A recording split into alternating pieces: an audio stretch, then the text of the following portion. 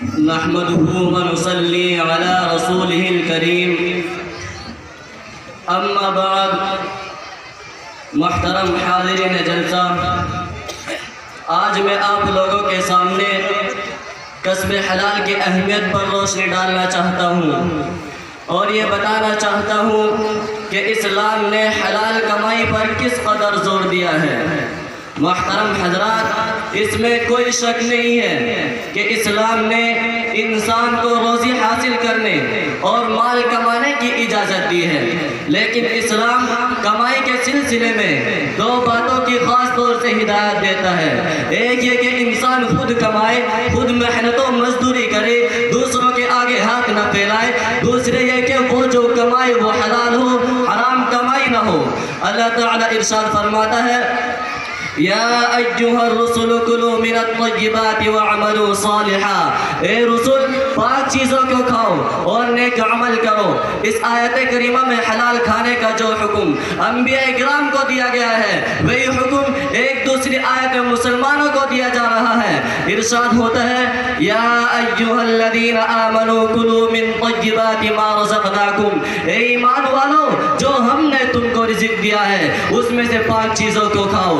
حضرت عبداللہ بن عمر رضی اللہ عنہ فرماتے ہیں کہ رسول اللہ صلی اللہ علیہ وسلم نے کسب حلال کو دیگر فرائض، نماز اور روزہ وغیرہ کے بعد ایک فریضہ قرار دیا ہے. الفاظ حدیث یہ ہے، طلب کسب الحلال فریضۃ بعد الفریضہ. حلال کمائی کا طلب کرنا فرض عبادتوں کے بعد ایک فرض ہے.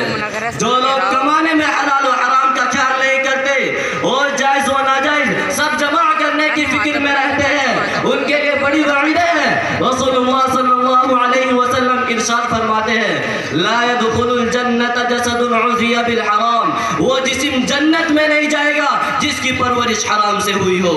ایک دوسری حدیث میں حضرت عبداللہ بن عمر رضی اللہ عنہ فرماتے ہیں کہ جس نے 10 درہم کا ایک کپڑا خریدا اور اس میں 1 درہم حرام کمائی کا تھا، تو وہ کپڑا جب تک اس شخص کے بدن پر رہے گا اللہ تعالیٰ اس کی نماز قبول نہیں کرے گا. اتنا کہنے کے بعد حضرت عبداللہ بن عمر نے اپنے دونوں کانوں میں انگلیاں ڈالی اور فرمایا، سمتا ان لم یکن النبی صلی اللہ علیہ وسلم سمعته یقول. میرے دونوں کان بہرے ہو جائے اگر یہ میرے حضور صلی اللہ علیہ وسلم سے نہ سنا ہو. سوچئے کیسی رونگٹیں کھڑی کر دینے والی بات ہے. اس کے بعد بھی اگر ہمیں ہوش نہ آئے اور ہم حلال و حرام، جائز و ناجائز کی تمیز کے بغیر کمانے کھانے میں لگے رہے تو کیا ہم پر حضور صلی اللہ علیہ وسلم کے ارشاد صادق نہ آئے گا، یاتی علی الناس زمان لا یبالی المرء ما اخذ من الحلال ام من الحرام. لوگوں پر ایک زمانہ ایسا آئے گا کہ آدمی کو اس کی بھی پرواہ نہ ہوگی جو اس نے لیا ہے وہ حلال ہے یا حرام. محترم بزرگوں اور دوستوں، ہمیں سوچ سمجھ کر کام کرنا چاہیے. دنیا کے چند روزہ آرام کی خاطر آخرت کا ابدی نقصان برداشت کرنا عقل مندی نہیں ہے، یہ بہت گھاٹے کا سودا ہے. ہمیں حلال کمائی کی فکر کرنی چاہیے، حرام سے بچنا چاہیے. ہمارے پاس جو دولت آئے اس کو دیکھنا چاہیے کہ وہ حلال ہے یا حرام، وہ جائز طریقے سے آئی ہے یا غیر ناجائز طریقے سے. اگر ہم تاریخ کے اوراق کو پلٹے اور پچھلی امتوں کے بربادی کے اسباب پر نظر اٹھائے تو ان کی معاشری اور اخلاقی بربادی کا عین سبب شراب نوشی ہے. ان گنت انسانیت اس ام الخبائث کی نظر ہوئے ہے اور عمدہ اخلاق کے طریقے سے اس طرح لڑک کر گرے کہ ان کی ہر تہی مٹا دی گئی. شراب سے معاشرے میں زنا عام ہوتا ہے، قتل و غارت گری عام ہوتی ہے. شراب سے ہزاروں لوگوں کے گھر برباد ہوئے ہیں. رسول اللہ صلی اللہ علیہ وسلم نے تمام برائیوں کی جڑ اس کو بتایا ہے. حضرت عمر بن عبدالعزیز کے پاس ایسے لوگوں کو لایا گیا جن پر شراب نوشی کا الزام تھا. انہوں نے حکم دیا کہ ان کو سزا دی جائے. کسی نے عرض کیا، ان میں بعض وہ بھی ہیں جنہوں نے خود تو شراب کو ہاتھ نہیں لگایا لیکن مجلس میں موجود تھے. اس پر حضرت عمر بن عبدالعزیز نے فرمایا، پھر تو سزا کا آغاز انہی سے ہونا چاہیے، اس لیے کہ انہوں نے قرآن کے اس حکم کو نظر انداز کر دیا جس میں فرمایا گیا ہے کہ تم قرآن کے انکار والی مجلس میں مت شریک رہو ورنہ تم انہی کے سب میں شمار ہوں گے. میرے محترم، کسی قوم کو ہم نے اس کی خرید و فروخت میں ترقی کرتے ہوئے نہیں دیکھا ہے. بالفرض اگر مان لیا جائے کہ کسی خاندان والوں نے شراب اور اس میں سے خوب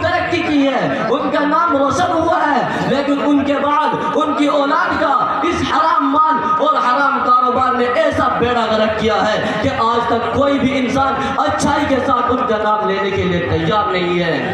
اور حرام مال سے جسم کے اندر جو گوشت تیار ہوگا اس کا ٹھکانہ جہنم ہے۔ انسان کو خیر و طاعت کے راستے پر اچھی صحبت ہی گامزن لگتی ہے۔ نیک افراد کی صحبت میں انسان کے دل و نگاہ سب ہوشیار رہتے ہیں، غفلت حملہ آور نہیں ہوتی۔ سماج کے تمام طبقات تک یہ پیغام پہنچایا جائے، حرام کمانے اور حرام کھانے کے نقصانات سے ہر سطح پر لوگوں کو باخبر کیا جائے، ان تمام اسباب پر پابندی لگانے کی کوشش کی جائے جو حرام کمانے اور حرام کھانے میں مددگار ہو سکتے ہیں۔ اگر ایک طرف شراب سے منع کیا جائے گا تو دوسری طرف شرابیوں کی حمایت کرنے والے ہر جگہ پر کھڑے نظر آتے ہیں، تو اس تضاد کا نتیجہ سماج کی بگاڑ کی بھیانک شکل کے سوا اور کیا ہوگا؟ جب تک ہر سطح پر شراب اور اسمیک بیچنے والوں کے خلاف کوئی تحریک نہیں چلائی جائے گی، اس وقت تک اس لعنت کا خاتمہ نہیں کیا جائے گا۔ والدین کی طرف سے گھروں میں اور اساتذہ کی طرف سے تعلیم گاہوں میں ایسا ماحول بنایا جائے کہ اولاد خیر کی طرف راغب ہو، برائیوں سے نفرت کرنے والی بنے اور نشے کے مضر اثرات سے باخبر ہو۔ ان کی ایسی تربیت کی جائے کہ وہ نشے سمیت تمام جرائم سے بالکل نفرت کرنے والے بن جائے۔